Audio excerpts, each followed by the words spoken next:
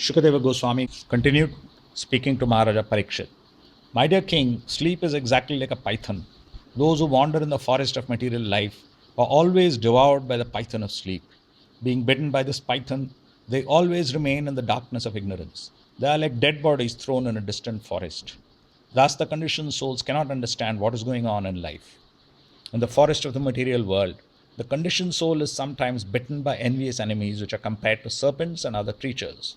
Through the tricks of the enemy, the conditioned soul falls from his prestigious position. Being anxious, he cannot even sleep properly. He thus becomes more and more unhappy, and he gradually loses his intelligence and consciousness. In that state, he becomes almost perpetually like a blind man who has fallen into a dark well of ignorance. So, continuing further, we can understand this that we may feel very complacent being in the mode of goodness or passion. For example, those who are very nice, doing all pious activities, being good to their family, being good to others, and so on, being performing so many rituals, climbing those mountains of rituals, getting their children to study nicely, and doing all these things, doing their job well. They feel very complacent. Oh, I'm such a good person. I don't trouble anyone. I don't uh, try to conquer anyone. I'm not greedy. They feel very complacent. But what happens to them? Slowly, their complacency makes them feel more proud. See what a good person I am. See how the others are troubling me. They become proud of their goodness. They become proud of their learning. They become proud of everything. Therefore, mode of goodness over a period of time deteriorates into mode of passion in Kali Yuga. And in passion, as they feel more and more proud, they want to achieve more, they want recognition, they want name and fame, and they want property, they want other things. So then, many of us are very happy to be in the mode of passion. See how successful I am. See how nicely I do this. See how nicely I do that. See how nicely my children are getting good marks. See what a wonderful job my children have got. See my beautiful family, my beautiful grandchildren. Everything is so nice. They feel very, very happy at all their success. But Shukadeva Goswami is continuing to say that this deteriorates into the mode of ignorance because of the dark python of sleep. As we can see, that those who are in the mode of passion, who are driven towards success and pride, they love to sleep. They love to sleep late on their holiday and wake up late. And slowly, as time passes on, their next generation, they fall into mode of ignorance. They stop wanting to work hard. They stop wanting to do anything to achieve all these results. Instead, they want to stay in their comfort zone.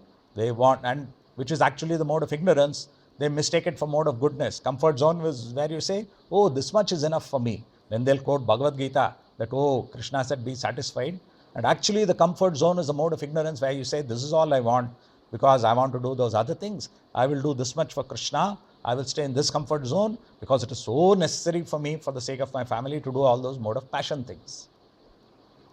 And when we are, so this comfort zone is the first sign of mode of ignorance, where you limit what you will do in the service of Krishna and the devotees for your mode of passion interests. And this slowly deteriorates, where you become lazy, you want to sleep more.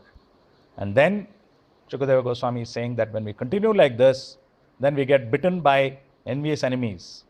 And the enemies will then start working against us. We lose our mode of passion position of which we were so proud. Because of all these other mode of ignorance things we do, we will also lose that.